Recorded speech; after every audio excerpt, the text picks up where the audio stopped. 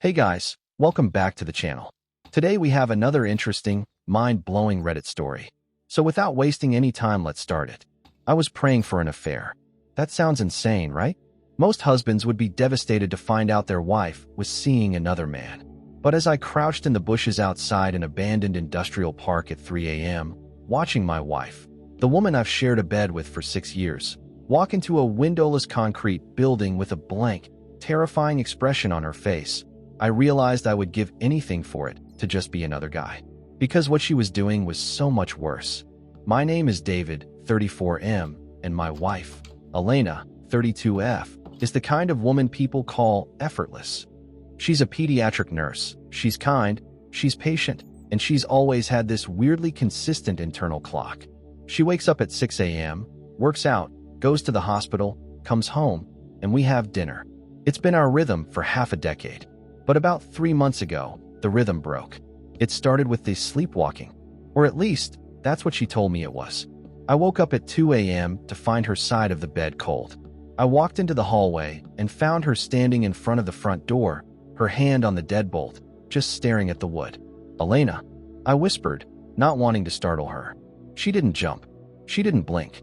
She slowly turned her head, not her body, just her neck, and looked at me with eyes that seemed hollow. Like the lights were on, but the person who lived there had moved out weeks ago. "I thought I heard the mailman," she said. Her voice was monotone, devoid of that honey-sweet lilt I fell in love with. "It's 2 a.m., babe. There's no mail. Come back to bed." She complied, but she didn't sleep. I laid there for hours, feeling her heart beating like a trapped bird against my arm. She was wide awake, staring at the ceiling until the sun came up. Then came the phone. Elena has always been open with her devices. We have the same passcode. But suddenly, she was carrying that phone into the shower. She was sleeping with it under her pillow. When I'd walk into a room, she'd flip the screen down so fast, she almost dropped it. I'm not a jealous man, but I'm not a blind one either. The signs were all there. The late nights at the hospital, the sudden interest in a new wardrobe, the emotional distance. She stopped kissing me goodbye. She stopped asking about my day. It felt like she was a ghost inhabiting a body that used to belong to my wife. I did what any desperate husband does. I checked the phone bill. There were no strange numbers. Number 2 a.m. texts to a Chad or an ex. There was nothing but her usual contacts. But there was one thing that stood out: the data. Every night, between 2 a.m. and 4 a.m., her phone was uploading massive amounts of data, gigabytes of it. While she was supposed to be sleeping next to me, her phone was working overtime. I decided to follow her. Last Tuesday, she told me she had an extra shift because of a staff shortage. She kissed my cheek, it felt like ice, and left at 11 p.m. I waited 10 minutes, jumped in my old truck, and followed her GPS tag. I had hidden an AirTag in her spare tire well a week prior. I expected her to go to a hotel. I expected her to go to a house in the suburbs. Instead, she drove past the hospital. She drove past the city limits. She drove until the streetlights disappeared and the only thing visible was the thick, oppressive woods of the Virginia countryside.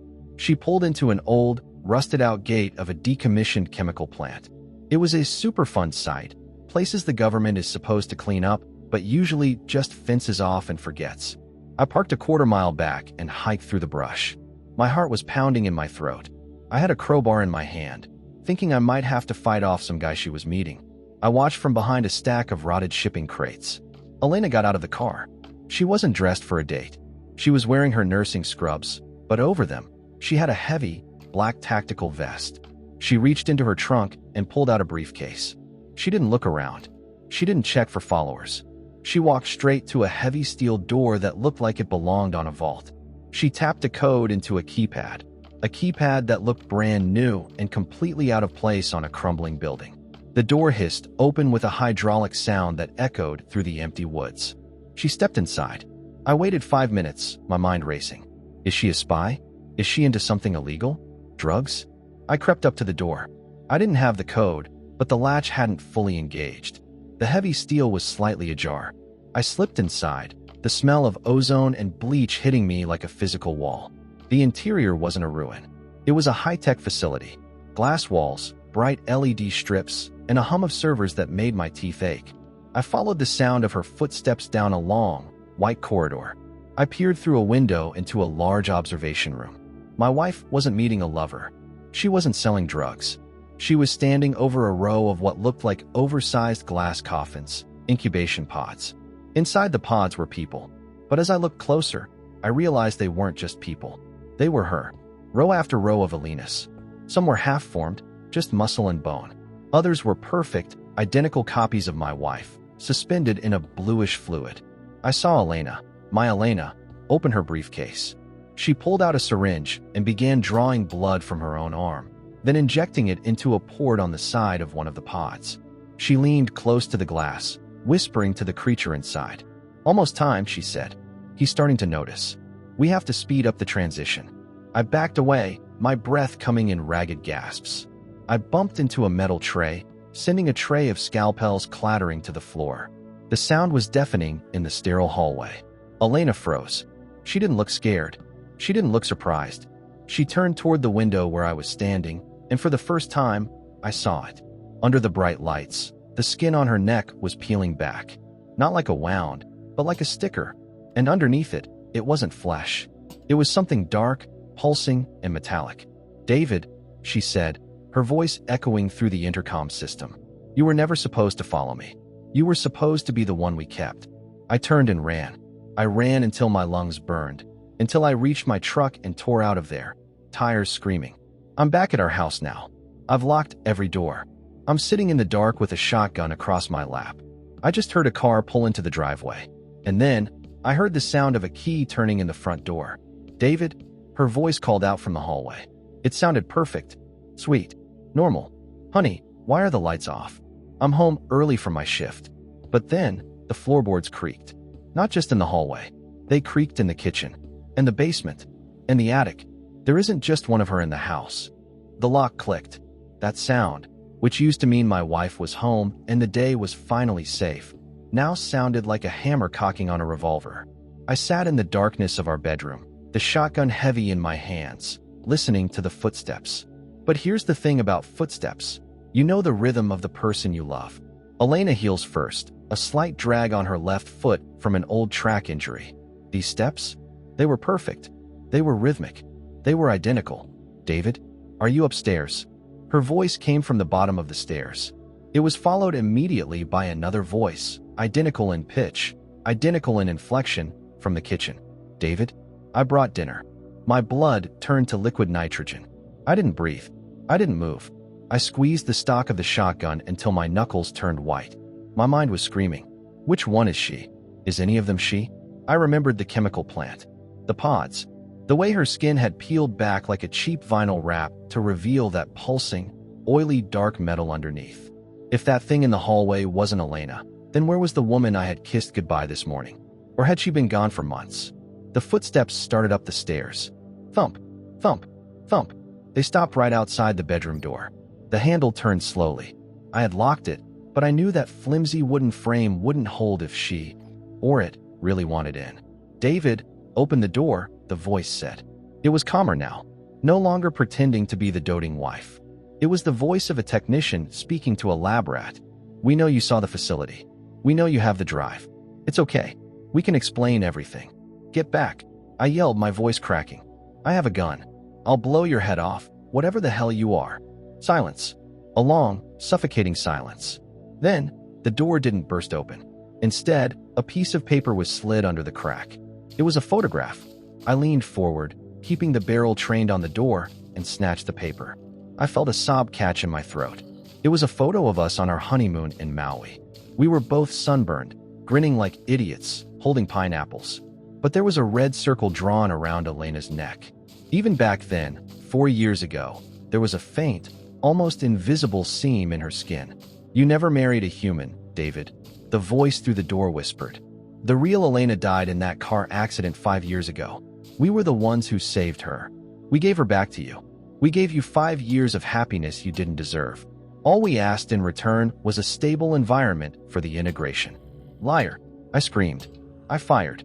The roar of the shotgun in the small bedroom was deafening. The wood of the door exploded into splinters. I didn't wait. I kicked the remains of the door open and charged out, ready to empty the second barrel. The hallway was empty. But the Elena from the kitchen was standing at the top of the stairs. She wasn't bleeding. She wasn't even flinching. She was holding a tray of lasagna, the one she said she brought for dinner. "The sauce is still warm, David," she said. Her jaw unhinged. Not like a human mouth, but sliding forward on a metallic track. "You shouldn't waste food." I didn't think. I swung the butt of the gun and smashed it into her face. It didn't feel like hitting bone. It felt like hitting a lead pipe wrapped in silicone. She tumbled down the stairs, her limbs twisting in ways that were anatomically impossible. She didn't scream. She just recalibrated. I ran for the back window. I jumped. I hit the garden mulch hard, rolling and springing to my feet. I didn't head for the truck. I knew they'd expect that. I ran into the woods behind our house, the same woods that led back toward that godforsaken chemical plant. As I ran, my phone started vibrating in my pocket. I pulled it out, thinking it was a call for help. It was a text. From me. Me, "Don't run, David. The woods are where we keep the failures." I dropped the phone like it was red-hot coal. I looked up, and through the trees, I saw them. Not just Elinas. I saw myself. Dozens of me. They were standing in the shadows of the oaks, their skin pale and unfinished. Some were missing eyes. Others had too many fingers. They were the Davids that hadn't quite made the cut. They were the failures. And in the center of them stood a woman. She wasn't wearing scrubs. She was wearing a lab coat, and her face was a patchwork of different features. One eye from Elena, a jawline that looked like mine, and a forehead that belonged to a stranger. "The data upload," I whispered, remembering the phone bill. "The 2 a.m. transfers." "We weren't just replacing her, David," the patchwork woman said. Her voice was a chorus of 1,000 different people. "We were downloading you. Every habit, every memory, every fear. We needed to see how you reacted to the glitches in Elena so we could make the David units more resilient." She stepped forward, and the Davids in the woods stepped with her. "The project is moving to phase 2. We don't need the original anymore. You're a legacy system, David. And legacy systems, they get deleted." I backed away, the shotgun empty, my back against a tree. I reached into my pocket and felt the one thing I had grabbed from the house, a flare gun from our emergency kit. "Delete this," I spat. I fired the flare directly into a pile of dry brush and fallen leaves at her feet. The woods in Virginia in July are a tinderbox.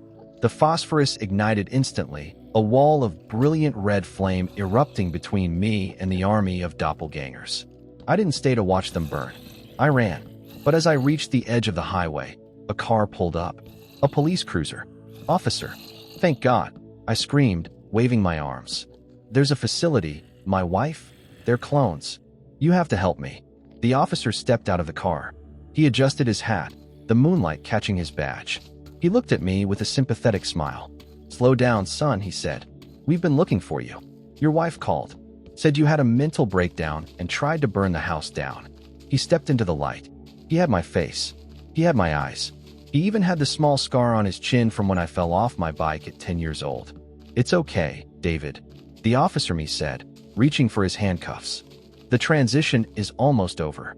You're just a memory now." I stared into my own eyes, cold, blue, and framed by a police officer's cap. My double didn't blink. He didn't even look like he was breathing. He just stood there with my face, wearing my history like a stolen coat. That's when it hit me. They didn't just want to replace me. They wanted to archive me. I was the master file, and once the copy was verified, the original was just clutter. I didn't wait for the officer me to reach for his cuffs. I didn't wait for him to explain how he had my childhood scar. I swung the empty shotgun like a club, catching him square in the jaw. It didn't shatter bone. It sounded like a wrench hitting a hydraulic press. He didn't fall. His head snapped back at a sickening angle, his neck clicking like a gear shifting, and then, with a wet, mechanical thrum, his head snapped back into place. His smile hadn't even flickered. "Error in physical response," the officer me said, his voice overlapping with a digital static. "Recalibrating empathy levels." I scrambled back toward the burning woods. The fire I had started with the flare was roaring now, turning the horizon into a jagged wall of orange and black. It was the only thing they seemed to avoid. The heat, or maybe the unpredictability of the flames, interfered with whatever sensors they used. I ran back toward the chemical plant. It was the only place left. If this was a factory, I had to find the off switch. I reached the steel vault door. It was still ajar. I slipped inside, the smell of ozone now mixed with the scent of my own sweat and terror. I didn't go to the observation room this time. I followed the thick, black cables snaking along the floor, leading deeper into the sub-basement. I found the core. It wasn't a computer. It was a massive, pulsing organic mass suspended in a vat of conductive gel, connected to thousands of flickering monitors. On every screen was a different life. I saw a middle-aged man in Ohio eating breakfast with a wife whose skin was slightly too smooth. I saw a child in London playing with a dog that moved with mathematical precision. And on the center screen, I saw my own living room. There was a David sitting on my couch, comforting a crying Elena. They looked perfect. They looked happy. They looked better than us. It's more efficient this way, isn't it? I spun around.